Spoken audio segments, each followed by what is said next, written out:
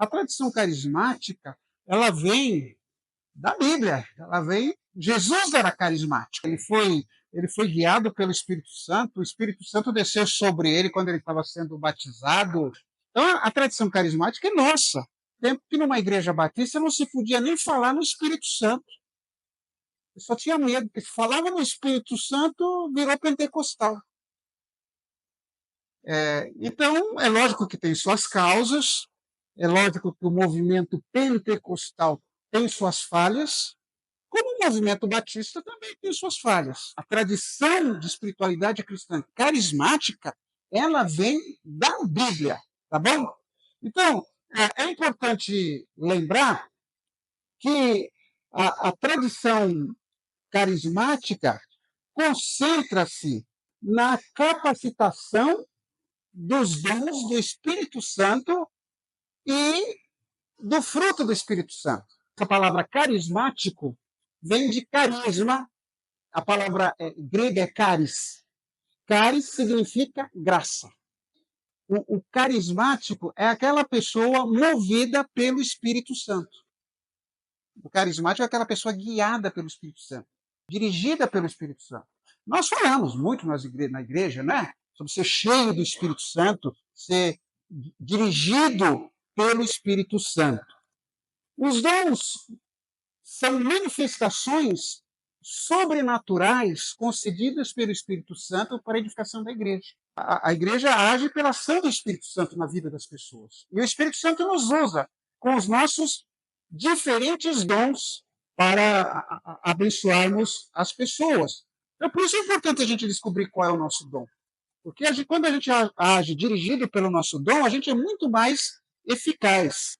Nós não fomos criados para viver por nossa própria conta. Todos nós dependemos de alguém, de outras pessoas. Ninguém pode dizer eu me basto. E a tradição carismática dá atenção especial para uma outra realidade, que é simplesmente a vida no Espírito e pelo Espírito Santo. Então a gente precisa andar no Espírito e viver através do Espírito Santo. Seja, não é uma associação em que a gente consegue associados. Vamos ver quem quer ser sócio aqui da igreja. Então, a pessoa primeiro precisa se entregar a Cristo. E a conversão é obra do Espírito Santo. Isso a gente já falou aqui. Não adianta minha lábia. Não é lábia. Tem muita gente que está enchendo a igreja, mas ele não vai porque é convertido. Ele vai porque está com problema financeiro, vai porque não consegue arranjar namorada, vai porque seja o que for, e vai ser abençoado ali. Tem a dependência do Espírito Santo. A prática que nós já estudamos aqui da espiritualidade cristã, ela seria impossível. Por exemplo, é o Espírito Santo que nos leva a orar. O Espírito Santo nos conduz a uma vida de oração. E é a tradição contemplativa de estar na presença de Deus. É o Espírito Santo que nos leva a buscar uma vida virtuosa, uma vida correta, que é a tradição de santidade. O Espírito Santo que está lá, olha, faz a coisa certa, fala a verdade, seja honesto e assim por diante. Sem o Espírito Santo seria difícil ou impossível. É o Espírito Santo que cria as energias necessárias, a nossa força, a nossa disciplina. Sem isso, tudo isso seria inútil. A gente precisa lembrar isso, gente. A igreja, ela não vai só pela nossa força. É o Espírito Santo agindo através de nós que vai abençoar o trabalho. A tradição carismática enfatiza a dependência do Espírito Santo. Nós precisamos do Espírito Santo para realizarmos a obra.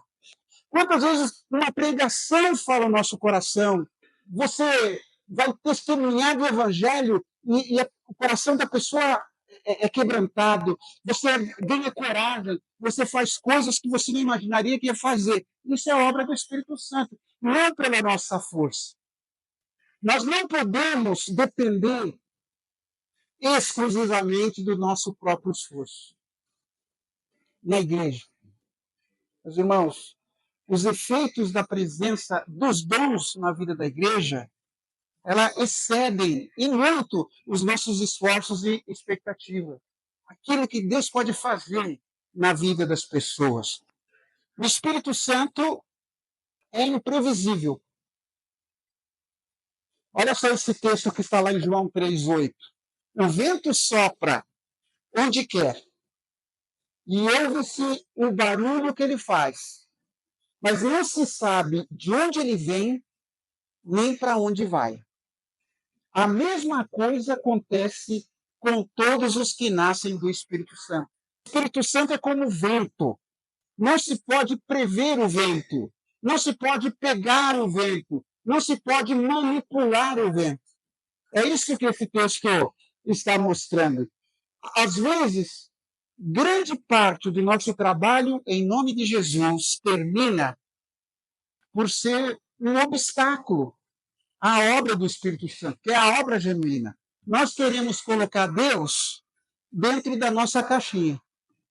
Olha só o que diz Atos 7,51. E Estevão, isso lá no livro de Atos, lembram Estevão que foi apedrejado?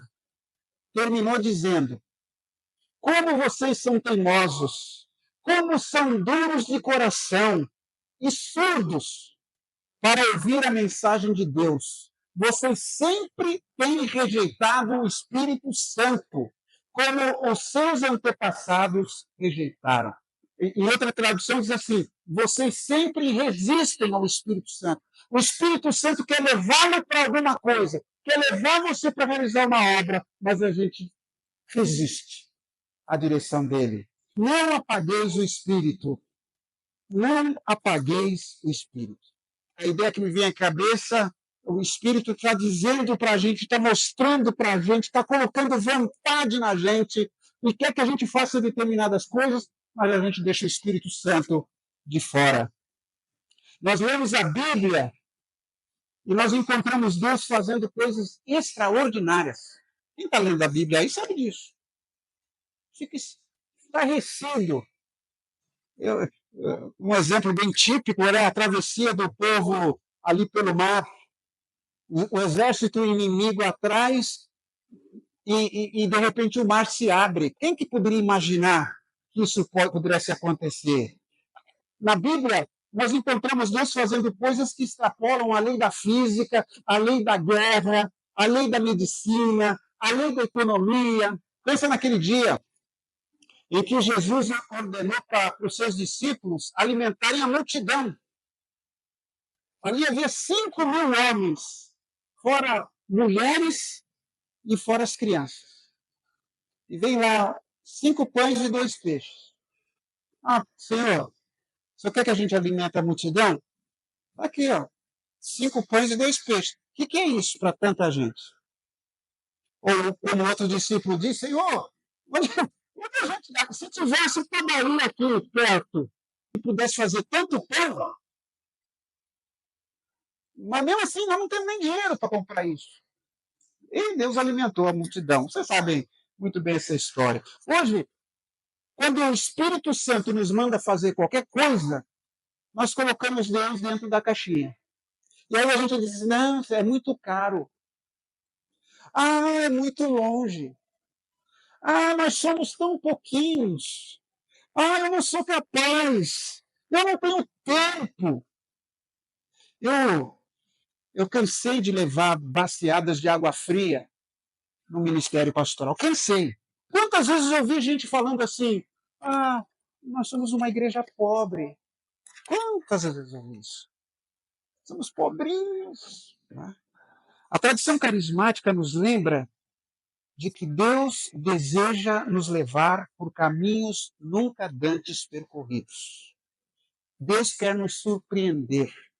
Deus quer jogar por terra a nossa incredulidade. É isso que a tradição carismática faz.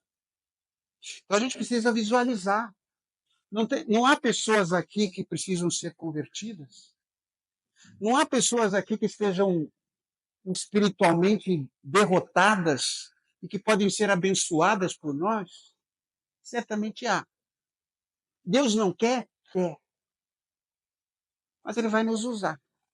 Eu termino com essa frase aqui que eu gosto muito, do William Carey. William Carey é considerado o pai das missões modernas. E ele afirmou assim: faça grandes coisas para Deus e espere grandes coisas de Deus.